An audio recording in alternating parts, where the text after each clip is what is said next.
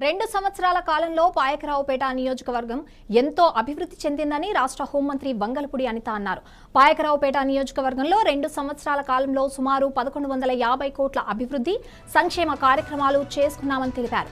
పాయకరావుపేట నియోజకవర్గ పరిధిలో 4 మండలాల్లో పంచాయతీరాజ్లో 871 పనులుగాను 118 కోట్ల మంజూరయ్యాయని తెలిపారు. గ్రామాల అభివృద్ధి కొరకు 172 కిలోమీటర్ల మేర రహదారులు నిర్మించడం జరిగిందన్నారు. పాయకరావుపేట నియోజకవర్గ పరిధిలో ఆర్ఎండ్బిలో 36 పనులకు గాను 137 కిలోమీటర్ల రోడ్లు 130 కోట్ల రూపాయలతో అభివృద్ధి చేశామన్నారు.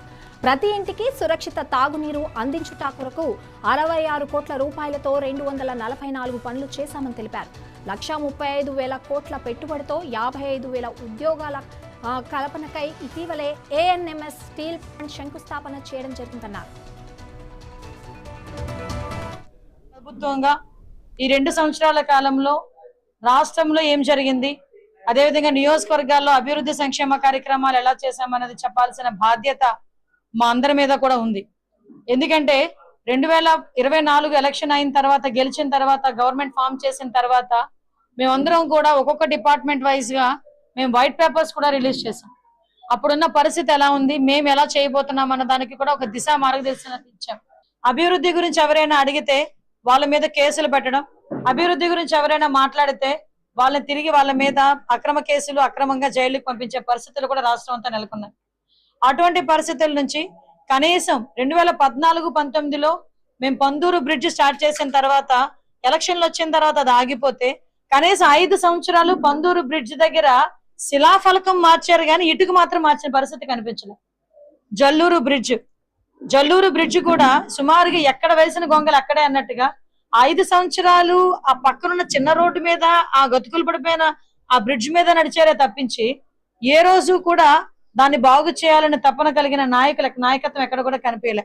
ఇవన్నీ చూసుకున్నా కూడా గ్రామాల్లో కూడా ఎక్కడ పడితే అక్కడ గుంతల రోడ్లు, ఎక్కడ పడితే అక్కడ నీళ్లు లేక ప్రజలందరూ ఇబ్బందులు పడుతున్న తరుణంలో 2024 మేము అధికారంలోకి వచ్చిన దగ్గర నుంచి కూడా ప్రత్యేకంగా పాయకరావుపేట మీద దృష్టి పెట్టి ఈ రోజు నేనే మొత్తం మా వాళ్ళందరితో మాట్లాడుతూ ఒకసారి పేపర్లు తిరిగేస్తే ఇంత చేసావా అనిపించింది.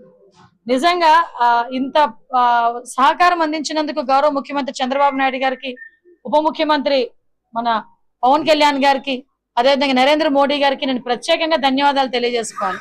ఎందుకంటే మీరు నమ్ముతారా, ఈ రోజు పాయకరావుపేట నియోజకవర్గంలో అభివృద్ధి సంక్షేమ కార్యక్రమాలు కలిపి సుమారుగా 1150 కోట్ల రూపాయలు ఇచ్చాము. ఈ రోజు బెనిఫిషరీ కావాలి అనుకున్న వాళ్ళకి పార్టీలకు అతీతంగా ఈ రోజు ఇక్కడ ఇవ్వడం జరిగింది. 2,81,00,000. నాకు సీఎంఆర్ఎఫ్ నుంచి నాకు నిధులు ఇవ్వండి, మేము గెలిపించామంటే నా గుమ్ము ఎక్కిన ప్రతి ఒక్కరికి కూడా వాళ్ళకి అయిన ఖర్చులో ఎంతో కొంత తీసుకొచ్చి ఈరోజు సీఎంఆర్ఎఫ్ మేము ఇప్పించాం. ఇదే కాకుండా మీ అందరికీ తెలుసు, పంచాయతీరాజ్ అన్నది నిజంగా ఒక విప్లవం.